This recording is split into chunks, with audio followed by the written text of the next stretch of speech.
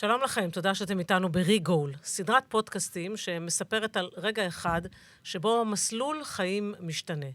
זה סיפור של ספורטאים וספורטאיות שבחרו לשנות יעד, להחליף מטרה, לפנות לדרך אחרת, להניח בצד את הקריירה הספורטיבית המבטיחה ולבחור בשירות קרבי משמעותי, לבחור לתרום למדינה בדרך שהם האמינו שהיא הנכונה, שהיא החשובה, שהיא העמוקה ביותר. אנחנו כאן כדי להביא את הסיפור שלהם, סיפור מעצים, נוגע, מעורר השראה, של גיבורים וגיבורות שקיבלו החלטה אמיצה ששינתה את חייהם. גיבורים וגיבורות שלא שבו, שנפלו במהלך שירותם הצבאי, והשאירו אחריהם מורשת של בחירה, של ערכים, של אומץ. הפרק הכפול שלנו מורכב מארבעה גיבורים. ארבעתם מרחובות, ובלב של כל אחד מארבעה האלה הייתה מוטבעת האהבה הגדולה לכדורסל. הספורט שלו הם הקדישו הכל עד שהגיעו לשירות הצבאי. 4 שחקני כדורסל, אלון קליימן, טל פיליבה, ירין גאלי ואיתי כהן זכרם לברכה, הם הגיבורים שלנו. ילווה אותי לאורך הפרקים האלה ברק פלג. היי ברק. אהלן. כדורסלן בעברך, מאמן כיום, ולמי שבמקרה לא יודע, בעוטף, עוטף דרום. עוטף דרום, וגם שירתת בסיירת מטכ"ל. נכון. שירות צבאי משמעותי ללא צל של ספק וקרבי במיוחד, אז גם אתה היית בצומת שאנחנו נדבר עליה בהמשך. אז בואו נתחיל.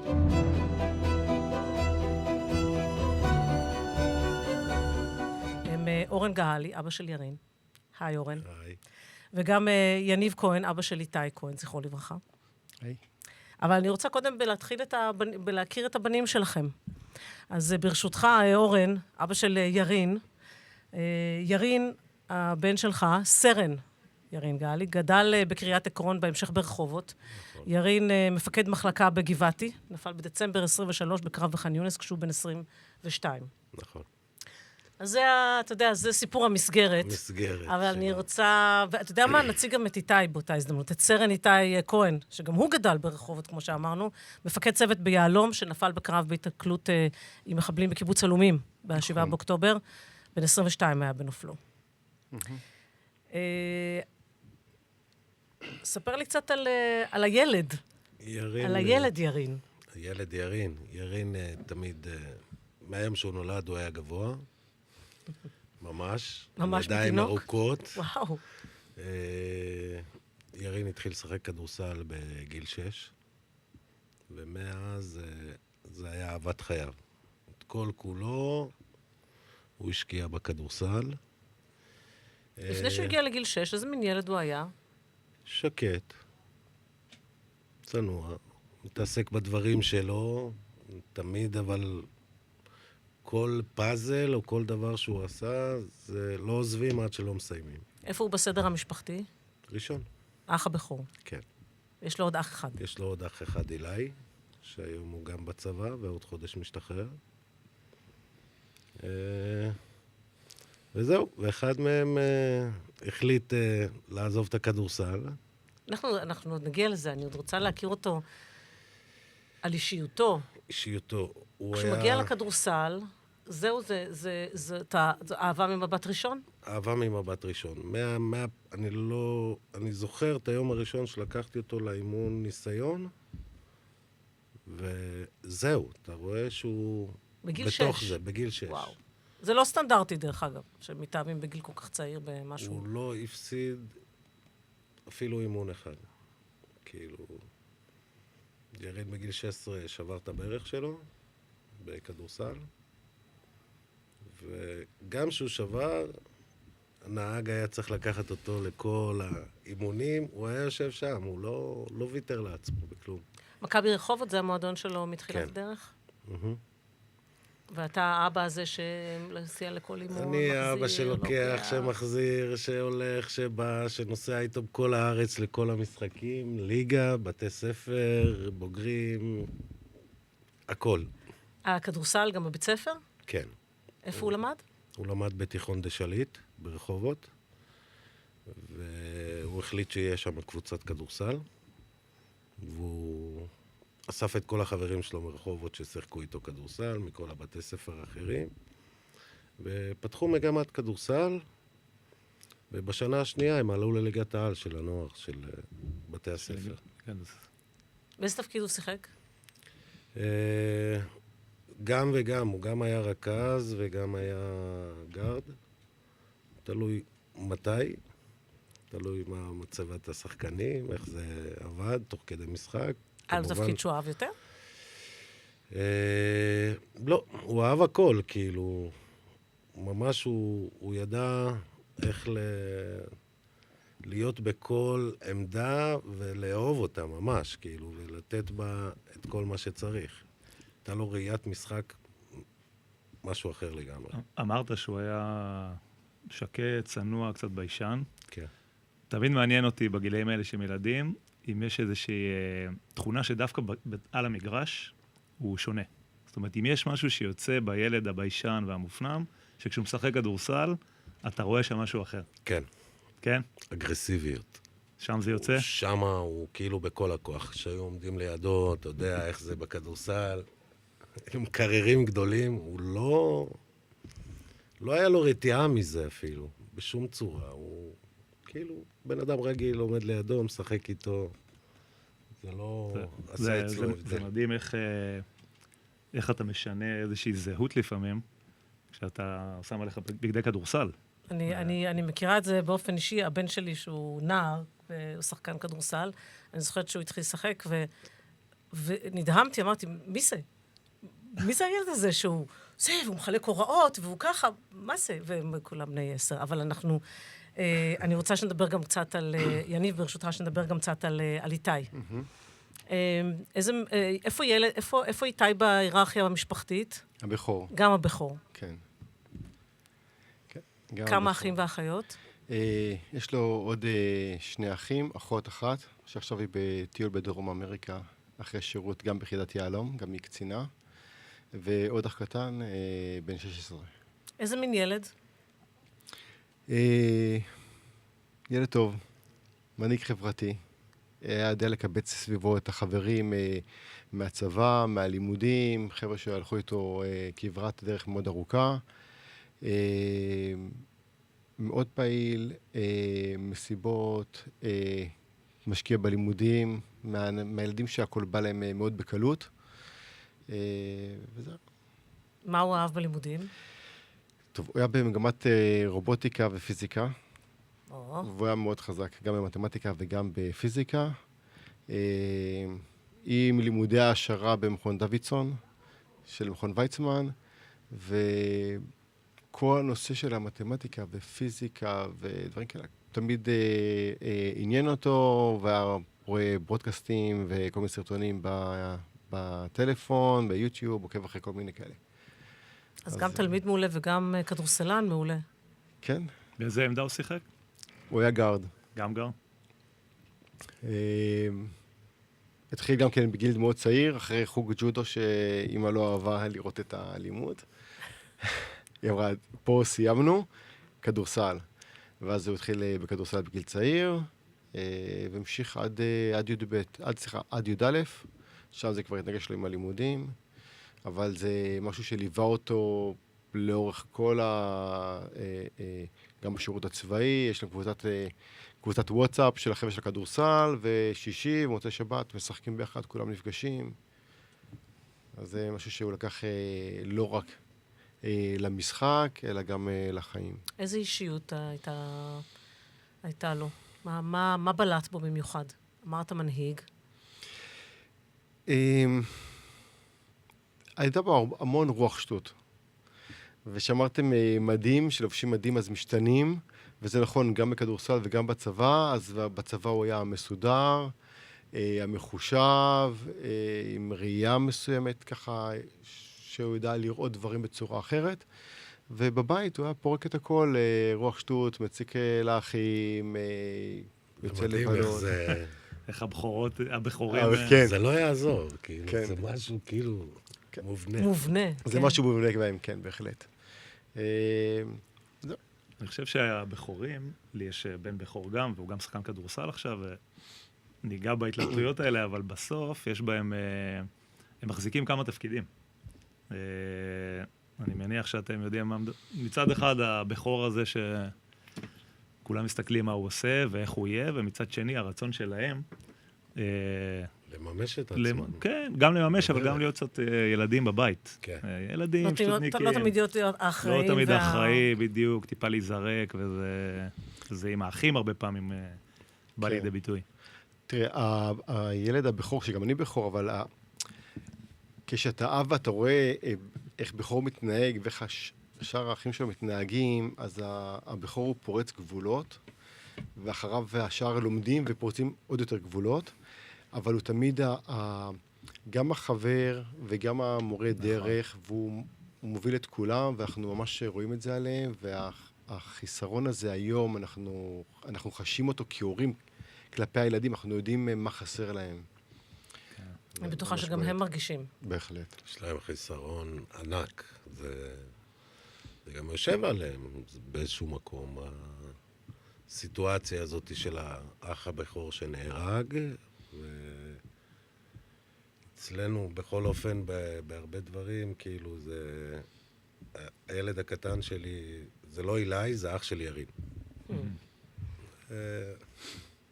אבל יש בקרב האחים עכשיו התחושה של להיות כמו, זאת אומרת, כי זה יכול ללכת לשני כיוונים.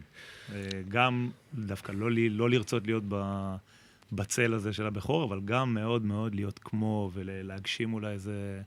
אני חושב שדאגנו שזה לא יהיה ככה. אוקיי.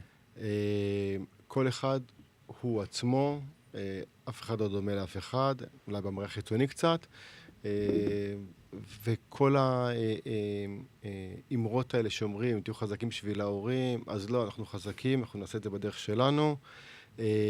אתם לא צריכים להיות כמוהו ולא ללכת בדרכו, כאילו... השיגונות שלו זה השיגונות שלו, והדרך שלכם זה הדרך שלכם, כל אחד יתמקד בדרך שלו ויעשה אותה בצורה הכי טובה. כן, אני בטוחה שהשכל מבין את האמירות האלה, אני לא יודעת אם מחוזות הרגש תמיד מתחברים עם זה. סתם המחשבה שהבת שלך היא ביהלום גם.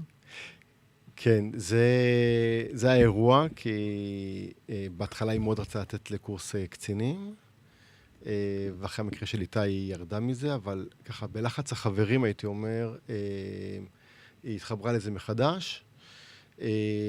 אני לא בטוח כהגשמת חלום של איתי, אבל הדרכים הבילו אותה ליחידת יעלם, שדי חזרה אחריה, כי כולם מכירים והחברים ונהיינו משפחה, אז היה להם קל להגיד, רוצים אותך איתנו, כן, ובסוף... עניין של מורשת גם. כן, יש בזה הרבה. חיבור משפחתי. אמרת שהוא היה מאוד מסודר, מאוד דידקטי כזה, מאוד... אתה יכול לתת לנו את הביטוי של זה? איפה ראית את זה? בבית הוא היה מבולגן, כן? החדר שלו לא היה תמיד מסודר, אבל בכל מה שקשור בצבא זה מחברות מסודרות. כאילו, נדמנו לגלות אחר כך את כל באמת, עשרות מחברות עם לוזים, עם נהלים, עם הערות למסדרים. מסודר, דף. איך אתם מסבירים את זה כהורים? אבל זה משהו שגם, נגיד, במבט לאחור, אתה חושב שזה גם היה בכדורסל ככה? זאת אומרת, גם ההתייחסות שלו... תראי, להוראות של המאמן, לאיפה מבצעים את התרגילים, אתה יודע... שהייתי צועק מתוך הקהל, ותלך לפה ותעשה ככה... אז אחרי זה הוא היה מסמן לי כזה, אני יודע מה אני עושה, ואחרי זה הוא אומר לי, אבא, אני לא מקשיב לך, יש תרגיל, אני צריך לבצע אותו, אתה לא תהרוס לי את זה, כאילו, יש תרגילים, עושים אותם, לא צריך להקשיב לקהל. אתם כהורים, גם אמהות וגם אבות, אתם משהו מכם הוא כזה, מבחינת ההתנהלות שלכם בחיים? מחברות, סדר, אני דידקטיות? פדנט, אני מאוד מסודר, וזה משהו שהוא לקח אותו. שהוא לקח ממני. הוא יותר, אבל הרבה יותר היה מסודר, כמו שיניב אמר פה, בצבא, בקבוצה, בכל הקבוצות שהוא שיחק בהן, בלימודים. בבית זה היה גיהנום אחד גדול מבחינתי, כאילו, להיכנס לחדר שלו, לא נכנס. סוגר לו את הדלת, שער שם. הכי טוב היה.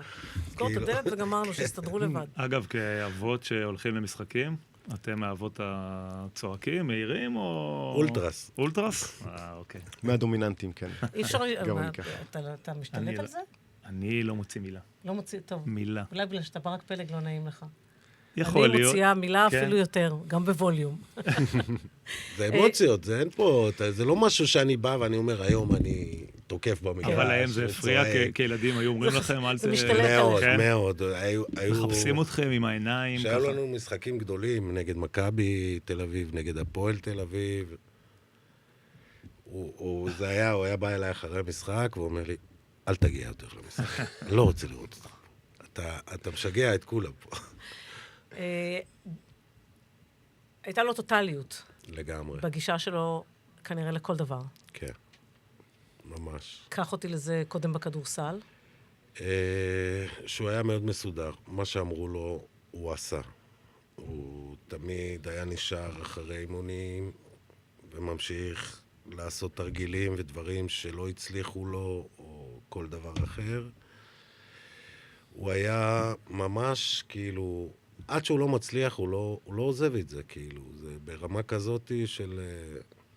אומרים לו, טוב, מחר יש משחק, אז הוא בא, ישן צהריים. זה לא... מה שהוא צריך לעשות, זה מה שיקרה. הוא לא צריך לאכול לפני, כן צריך לאכול משהו קטן. הכל מסודר, כאילו. אז הוא כל כולו, הם שניהם כל כולם בתוך הכדורסל. מתי מגיעה נקודת המפנה? וואו.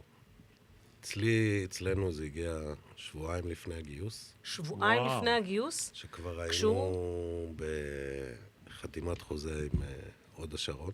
ספורטאי זאת אומרת, הוא מצטיין. ספורטאי מצטיין, כן. בתהליך. הוא קיבל כאילו כבר את הספורטאי בעצם?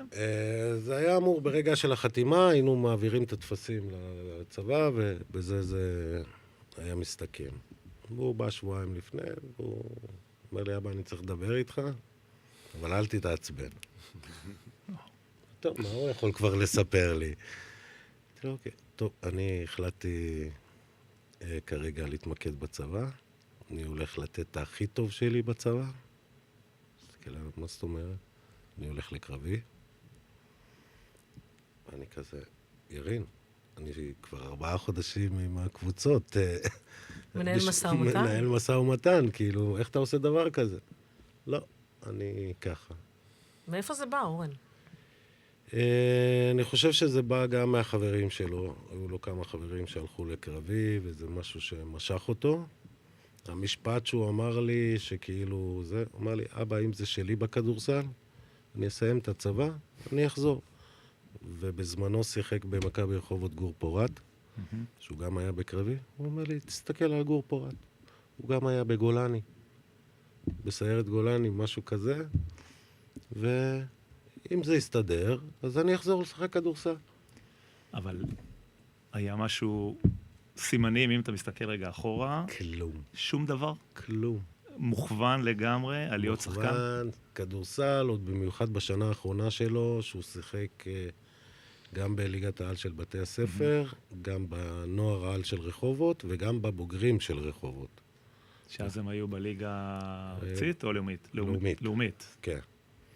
הוא שיחק ב3 קבוצות במקביל, ותוך כדי זה גם בגרויות, כאילו, ואני כל הזמן, איך אתה עושה את כל הדברים האלה ביחד, כאילו, זה... גם בתנועות נוער וכאלה? לא, לא היה לו כבר זמן. אין זמן, זהו, לא, כי זה הרבה מספיק. פעמים מסביר זה גם את ילד שהיה ב7 כבר באימון. הסוויץ' את לצבא. הסוויץ', כן. הוא היה ב7, 6:30, 7, הוא היה יורד כבר לאימון של הקבוצה, בבוקר, כאילו, ומשם על בית ספר, וחוזר היו בצהריים. לך ניסיונות לשכנע אותו? לשנות את דעתו? היו המון ניסיונות. כולה היו לך שבועיים. כן, היו... המיונים, הפעלתי לחץ כמה ימים, משהו, היה צריך... והבנתי שהוא נעול על זה, ואמרתי, טוב, אם זה ככה, אני איתך גם פה. לא נלחמתי בזה. אחרי שהבנתי שהוא נעול על זה, על ללכת לקרבי. היו גם מאמנים, אנשים אחרים שבאו לנסות לשכנע אותו? זאת אומרת שראו בו... אני יכול להגיד לך שניסו, וכולם היו בשוק מזה שהוא הולך לקרבי. כאילו, מאוד כיבדו את ההחלטה שלו, אבל הם היו בשוק, כאילו, איך אתה עוזב? אתה בדיוק, אתה דקה לפני הפריצה שלך, כאילו, המון קבוצות הסתכלו עליו. אתה מחזיר אותי תכף אני אתחקר אותך. לא, זה מדהים, כי כשאני שומע אותך, זה מעניין אותי גם על זהו, אני רוצה איתי. קודם כל לשמוע על איתי. יניב, איפה הייתה בעצם נקודת המפנה עם איתי? אצלי זה היה יותר קל, אצל קצת איתי. י"א כזה. בי"א, כן, באמצע השנה, הלחץ של הלימודים ככה לקח אותו בחזרה ללימודים ופחות לכדורסל. היה לו קשה עם זה, אבל כשמגיעים כבר ל7 אימונים בשבוע, אז זה כבר נהיה קשוח. כן.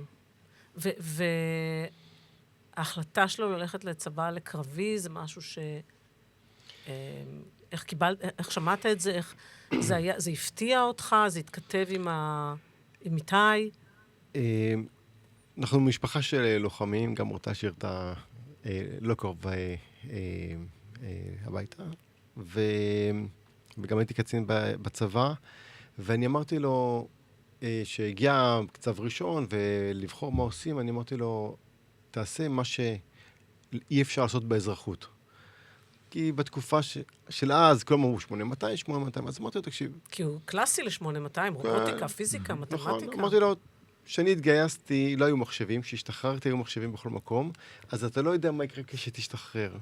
אז תלך תעשה משהו שאי אפשר לעשות באזרחות, ואם תרצה 8200, תלך ללמוד, אז הוסמכת. ונראה לי שזה מה שדיבר אליו, משם הוא הגיע ליהלום.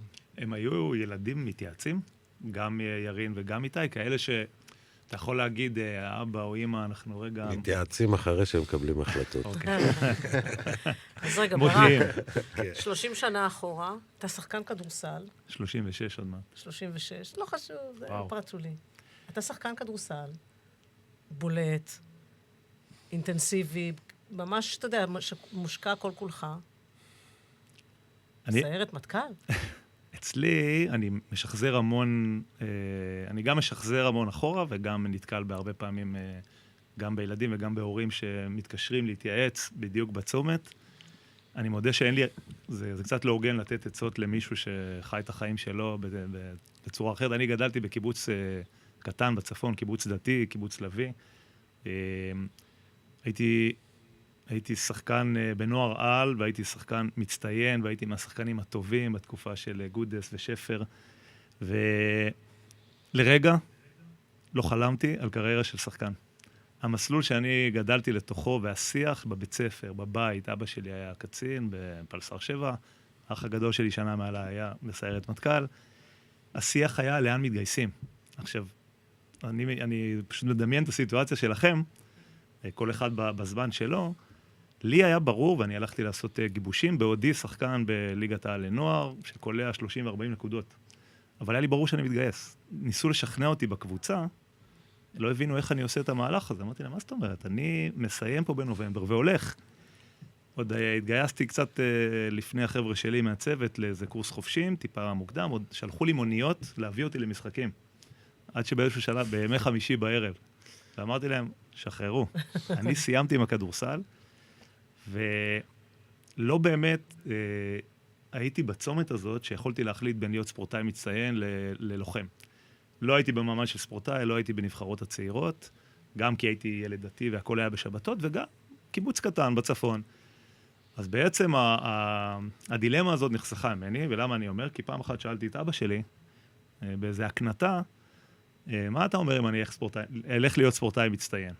אז הוא הסתכל עליי בגיחוך, ואמר, תתקדם. אז הספורט זה מקצוע. זה לא היה לגיטימי בחברה שאני גדלתי, לחשוב להיות ספורטאי מצטיין, ואני אומר את זה, שיש לי ילד, בן בכור, שחקן כדורסל, שהלך ובחר להיות ספורטאי מצטיין, וחווה את הדילמה עם אבא שהיה שחקן, אבא שהיה בצבא, לאן אני הולך?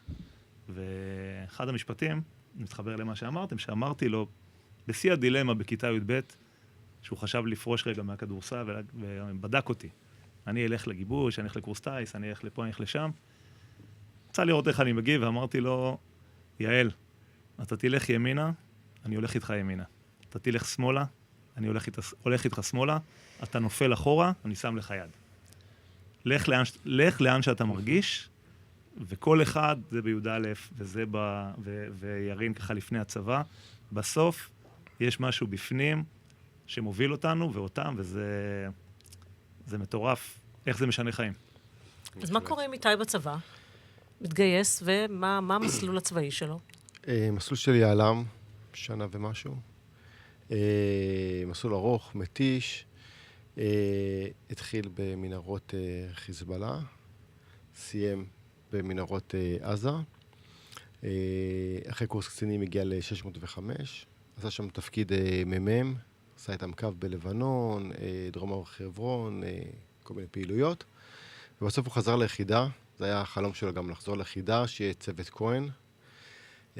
וביחידה הוא מפקד צוות הקרקע בגזרת עזה. פעילויות שאנחנו לא מכירים, חוץ ממשהו קטן שקיבלו ככה לעשות כשובר שגרה, וזה חיסול בית המחבל שרצח את נועה אלעזר, לוחמת המעברים. ככה שהוא שמח לעשות את זה גם כשובר שגרה לפעילויות שלהם, וגם כאילו משהו שיכול לספר ולהראות. אז זה אחד הפעילויות, וכקצין, הייתי אומר, לא צעיר, בפעילות שלו הוא עושה שבתות קצרות עם כל הצוות שלו, צוות מעורב, שזה אומר חוזרים בשישי הביתה וחוזרים בחזרה במוצ"ש. במשך תקופה מאוד ארוכה, משהו שגם דיבר איתי עליו, שזה מתיש את החבר'ה, וככה מחפש להם ככה פעילויות לעשות, ואיך מנהלים את זה, בכל זאת יחידה קשוחה. וזהו.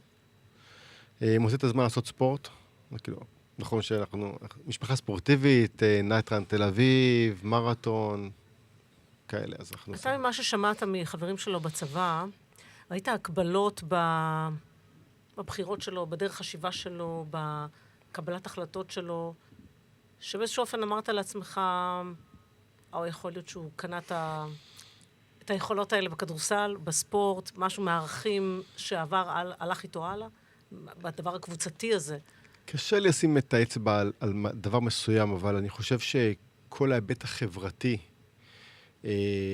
של עבודת צוות, של חברות אמיתית, כי גם השחקנים בינם לבין עצמם נפגשים אחר הצהריים, ויש להם את ההוואי שלהם, אני חושב שזה משהו שגם בצוות של יחידה מובחרת, הם מוצאים את זה לעצמם.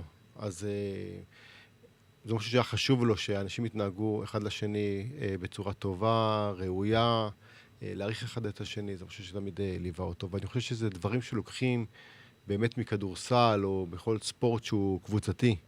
אז יש באמת את החבר'ה שבאמת ליוו אותם, דיברנו מקודם על קבוצה בוואטסאפ שמלווה אותם, והם כן. הם עדיין משחקים ביחד, אני רואה את ההודעות קופצות בטלפון. איך ראית את השיפט הזה אצל ירין? קודם כל, מה הוא עשה בסוף? איך נותב המסלול הצבאי שלו? ירין התחיל בטירונות של סיירת גבעתי. הוא עבר את המיונים ואת הכל, ומתחילת הדרך סימנו אותו להמשך, והוא כמובן מסלול של 1.4 שנה, מטורף שכולו קורה בקורונה. זה בכלל היה אירוע קשה. בגלל שהיה איזה משהו בבסיס, הם היו בשטח באיזה פעילות, אז הם נשארו שם שבועיים. לא חוזרים לבסיס, כאילו חורף, באוהלים, דברים מטורפים. בהמשך הוא יצא לקורס של מקיב, סמלים, שהוא הצטיין שם, ורצו להשאיר אותו בביסלח, להמשיך להדריך. הוא לא רצה, הוא רצה לחזור לצוות שלו, ליחידה. השאירו אותו 4 חודשים, הוא הדריך שם, חזר ליחידה, ואחרי, אני חושב, איזה 4-5 חודשים הוא יצא לקצונה. יצא לקצונה, סיים בהצטיינות את הקורס קצינים. זה היה הטקס הראשון שהיינו, אחרי הקורונה, אחרי הכל, שהגענו לראות אותו. והוא המשיך, קיבל צוות, היה מפקץ על צוות, עשה איתם מסלול של 10 חודשים הראשונים, ועבר לצוות חדש. ועם הצוות החדש הוא סיים את חייו בח'אן יונס. צוות חדש, הוא היה איתו בערך שבועיים, משהו כזה? שבועיים הוא הספיק להיות איתם, והם היו בשוק ממנו. הוא לא היה קצין סטנדרטי. מה זה אומר? ירין דיבר עם כולם בגובה העיניים, היה יכול לתפוס חייל, לשבת איתו על סיגריה, לראות מה מצבו. הדוגמה הכי טובה זה שהוא קיבל את צוות שהיה מאוד קשה, כמעט מפורק, ושהוא קיבל אותם, הוא קיבל אותם בשטח כינוס, והוא בא לטפל בנמרים, הוא לא אומר להם כלום, הוא לוקח את הכלים, הוא עובד על הנמרים, והם יושבים ברמפה, מסתכלים, לא מבינים מה קורה. אחרי זה חצי שעה הם רואים שהוא ממשיך. טוב, אם הקצין שלנו זה, נקום גם אנחנו. הוא ידע איך לחוש את האנשים, הוא תמיד ידע על כל בן אדם, עד הפרט הכי קטן שלו. הוא תמיד דאג להם, והיה לו גם דבר כזה שהוא היה אומר להם, קודם כל תהיו בני אדם. לפני שאתם לוחמים, לא מעניין אותי כלום. תהיו אנשים לפני שאתם לוחמים. וזה... המון חיילים שלו מאוד מעריכים אותו על הדרך שהוא עבר איתם, ולא היה כקצין מתנשא או קשוח. שהיה צריך, הוא היה קשוח איתם. הם ידעו את זה. אבל ברגיל, בשוטף, וזה הצליח. זה הצליח ממש עם החיילים עד היום איתנו בקשר. יש להם סיפורים עליו מפה. אני חייב לשאול, מירי, בטח. שניכם, ואני בא מהעולם הזה, מה זה המונח הזה צוות? בשבילכם היום, וגם דרך הילדים, כי אני יודע כמה הדבר הזה הוא הופך להיות כל עולמך ברגע, וכמה גם החיבור, אחרי זה אנחנו גם מדברים, מה אנחנו מחפשים בשחקני כדורסל, אני היום מאמן כדורסל, ספורטאים שבחרו בדרך הזאת, למה המונח צוות הוא כל כך חזק אצלם? מה יש שם, ואיך אתם מרגישים אותו היום, דווקא אחרי שהילדים לא נמצאים?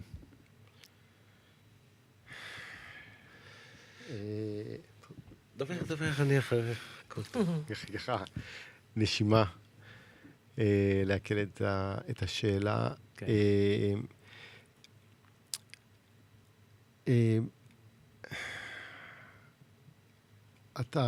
אני חושב שאנחנו חווים את זה גם מהחיילים שלו ב-605, מסע קרבית, וגם מהצוות, צוות מסלול. הגיע אותם גם להיות לוחמים וכאלה, אבל בהמשך השירות, אתה יודע, אתה מקבץ חברים וזה, אבל בסוף אני חושב, הצוות מסלול, זה הצוות הנשמה, שהלכת איתם את כברת הדרך הכי ארוכה, והם באים ועוטפים, גם שאר הצוותים עושים את זה, ומתקשרים ושולחים הודעה, התגעגענו, אנחנו מגיעים, יצרו לעצמם יום בשנה שהם אמרו, יש יום הזיכרון, יום הולדת, אנחנו רוצים את היום שלנו. ואנחנו היינו בית מארח שעושה על האש כל הזמן. אנשים היו מתקשרים, אומרים, אנחנו כבר היינו בבית, אז לא הייתם, אבל עשינו על האש. והיינו הולכים עם המנגל גם לשטח, והיינו עושים להם כל הזמן. והם באים ויושבים ומקשקשים, ואני חושב שזה, המפגש הזה זה הקטשאפ שלהם. זה מפגש לקטשאפ, יושבים, מדברים. אני זוכר את המפגשים מההתחלה שהם עוד היו חלק בלחימה, והם חוזרים מהלחימה ומספרים סיפורים, ואתה מצד אחד איתי לא שם, וזה חורץ בלב, והמפגשים הראשונים היו מאוד קשים, לפחות לנו באופן פנימי, וגם לשמוע אותם על החוויות שלהם, ועם הזמן הם מספרים יותר ויותר דברים אחד לשני על מה שהם עוברים, אז גם זה משהו שאתה אומר, מה הילדים האלה מתמודדים. ובסוף אנחנו משפחה, יש לנו משפחה קטנה עם יאללה, משפחה קטנה עם 605, ועם החברים, וכל אחד יש לו את המקום הזה שהם מגיעים אלינו, אם זה צוות של החבר'ה של הלימודים, ושחקנים שישחקו אותו כדורסל גם, ואם זה החבר'ה של הצבא מכל מיני מקומות שהוא היה בהם. אז כן, אז יש לנו כמה צוותים שמלווים אותנו. אצלנו מילה צוות זה משפחה. זה כמו שיניב פה אומר, אלה שעברו איתו את המסלול, אלה שאכלו איתו את כל החרא, כמו שאומרים, ממש, בכל הדרך הזאת, וישנו כפיות והכל. ויש את החיילים שלו, שספגו מהם המון דברים, כאילו, איך אני אומר, אצלנו הם כבר יותר בוגרים, ושבאים הצעירים ורואים את המפקד שלהם, והם מנסים לחכות את הדברים, והם מנסים לרצות, והם מנסים לעשות את הכי טוב. בסופו של יום זה משהו שחיבור שאי אפשר לנתק אותו בכלל, כאילו, בשום צורה, אני רואה את זה גם היום, את יודעת, ירין נהרג, זה יכול היה להתנתק, אבל זה לא מתנתק. זה נעשה יותר עוטף, יותר מחבק. מאוד מרגש. כן. לא מובן מאליו. אני חושב שיש משהו מאוד מרגש, אנחנו לא מדברים פה, אנחנו יושבים עם האבות, אבל האימהות, אימהות של חיילים בצוות, יש משהו שצוות מגיע, הצוות הראשוני שאתה גדל איתו, זה הדבר, אי אפשר להבין, אי אפשר לנתק, זה הדבר הכי אינטימי שיכול להיות, הדבר הזה. זה תמיד המנסה לתאר מה זה החברות הזאת, קשה להבין, מי שעובר את זה, ותמיד שאתה בא לבית של חבר מהצוות, הדבר הראשון שאתה הולך, זה לאמא שלו. זה לאמא.